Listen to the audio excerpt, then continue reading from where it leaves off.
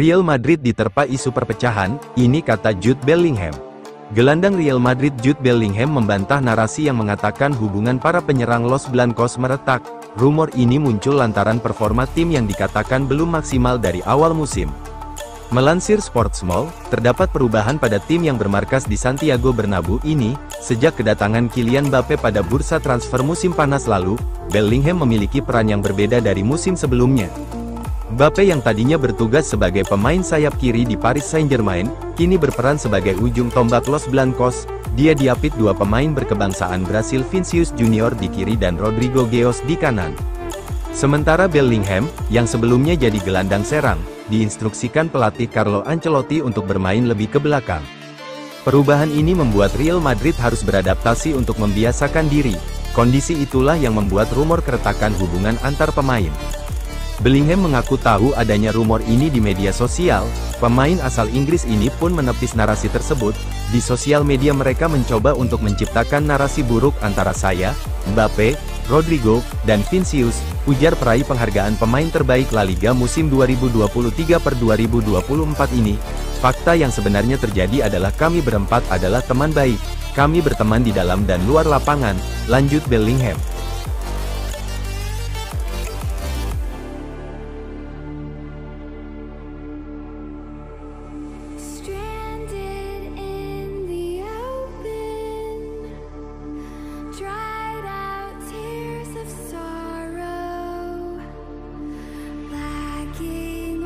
Real Madrid bakal mengubah formasi lini depannya.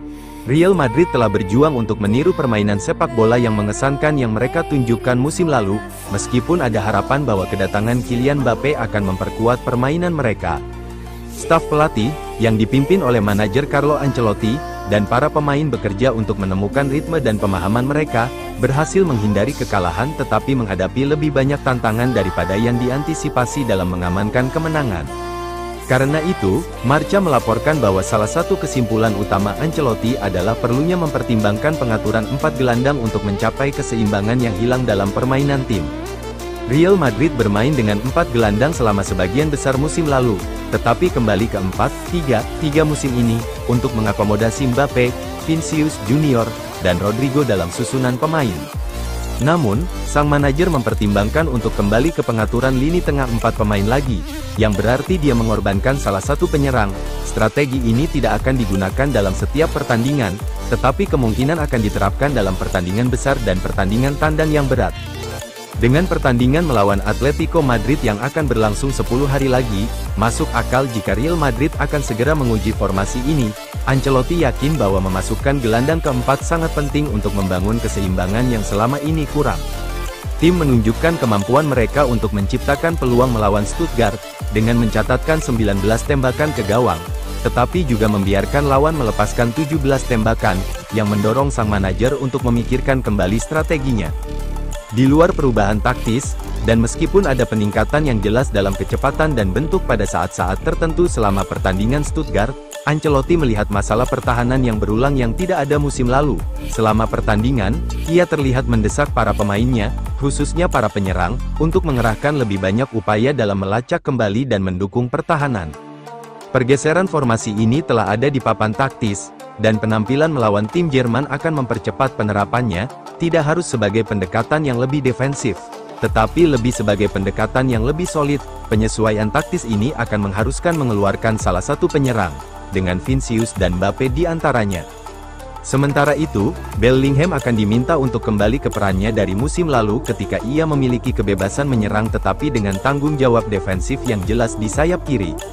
Cedera pada pemain seperti Aurelien Tchouaméni dan Eduardo Camavinga, yang belum melakukan debut musimnya, tidak membantu Ancelotti menerapkan visinya saat ia mencari lebih banyak soliditas dan kontrol di lini tengah. Idenya adalah untuk mengembangkan lini tengah tim di sekitar kuartet Tchouaméni, Camavinga, Bellingham, dan Federico Valverde.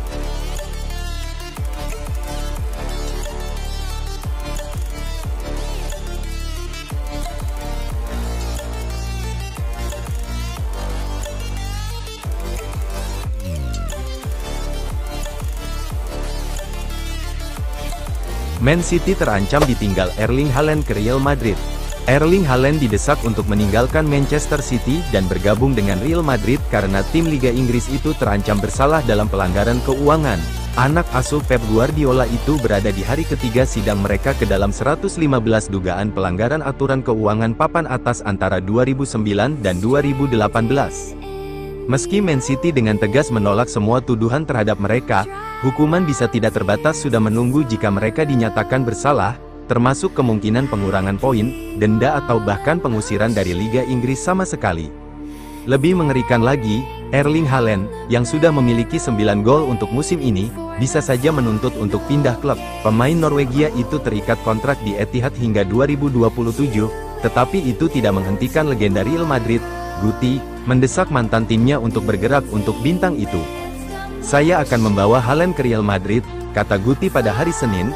"Dia luar biasa selama beberapa tahun sekarang dan saya hanya berharap dia adalah target Florentino Perez berikutnya, itu akan sangat bagus untuk sepak bola kami." Ini bukan pertama kalinya Guti menuntut Madrid untuk merekrut striker Norwegia itu. Dia membuat argumen untuk tim Spanyol untuk pergi untuk Haaland sebelum kepindahannya dari Dortmund ke Man City. Berbicara pada Mei tahun 2022, Guti mengklaim bahwa jika Madrid tidak menarik pelatuk dan mengklaim striker muda itu sekarang, maka mereka tidak akan pernah bisa merekrutnya lagi.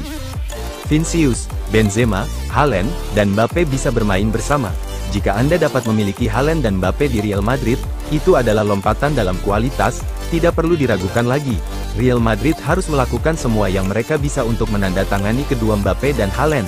Jika mereka tidak menandatangani Haaland sekarang, mereka tidak akan pernah melakukannya. 2 tahun kemudian, Mbappe direkrut secara gratis dari Paris Saint-Germain ke Real, dan Haaland masih mencintai kehidupan di Manchester. Tetapi apakah dia akan mempertimbangkan untuk pindah? Meskipun pemain Norwegia itu telah berkomitmen pada Etihad hingga tahun 2027, ia belum mengesampingkan perpindahan ke tempat lain di masa depan. Kembali pada bulan Mei tahun ini, Haaland berkata, "Saya benar-benar senang, terutama dengan orang-orang yang saya dikelilingi dengan manajer, direktur, dewan, mereka adalah sekelompok orang yang luar biasa dan saya benar-benar senang. Saya harus mengatakan, jika saya mengatakan ini sekarang mungkin akan menjadi berita utama besar-besaran, besok Anda tidak pernah tahu apa yang akan terjadi di masa depan. Tapi saya senang, Anda dapat menulis ini tetapi Anda juga harus menulis semua yang saya katakan sebelumnya, saya senang."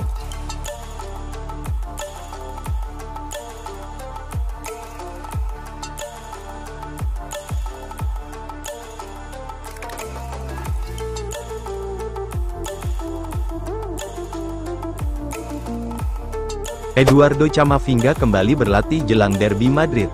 Real Madrid akan kembali beraksi besok malam saat mereka bersiap menghadapi RCD Espanyol di La Liga, dengan harapan dapat menekan pemuncak klasemen Barcelona. Jelang laga, Eduardo Camavinga kembali berlatih. Carlo Ancelotti DKK akan kembali tanpa David Alaba, Dani Ceballos, Brahim Diaz, dan Eduardo Camavinga untuk pertandingan tersebut. Namun, ada beberapa berita positif dengan salah satu pemain yang tidak tersedia karena Camavinga semakin dekat untuk kembali. Memang, Camavinga kembali berlatih di lapangan hari ini di Valdebebas, mengambil langkah besar menuju kembalinya dia dari cedera. Pemain berusia 21 tahun itu telah absen sejak sehari sebelum musim 2024/25 dimulai karena dia mengalami cedera lutut saat latihan pada malam pertandingan Piala Super UEFA melawan Atalanta. Meskipun ada spekulasi bahwa ia akan absen selama beberapa bulan, Camavinga telah bekerja keras dan mendorong tenggat waktu untuk kepulangannya. Pesepak bola internasional Prancis itu terlihat berlatih sendiri di lapangan hari ini sementara rekan setimnya yang lain berlatih dalam kelompok untuk mempersiapkan pertandingan besok melawan Espanyol. Camavinga diharapkan dapat bergabung dalam latihan kelompok minggu depan dan siap tepat waktu untuk menghadapi rival sekota Atletico Madrid dalam derby pada tanggal 29 September. Itu berarti sang gelandang tidak hanya akan absen pada pertandingan besok melawan Espanyol tetapi juga tidak akan tersedia untuk menghadapi Deportivo Alaves minggu depan. Namun, kembalinya Camavinga ke latihan di lapangan merupakan langkah ke arah yang benar, dan Ancelotti berharap gelandang Prancis yang energi itu kembali tepat waktu untuk derby.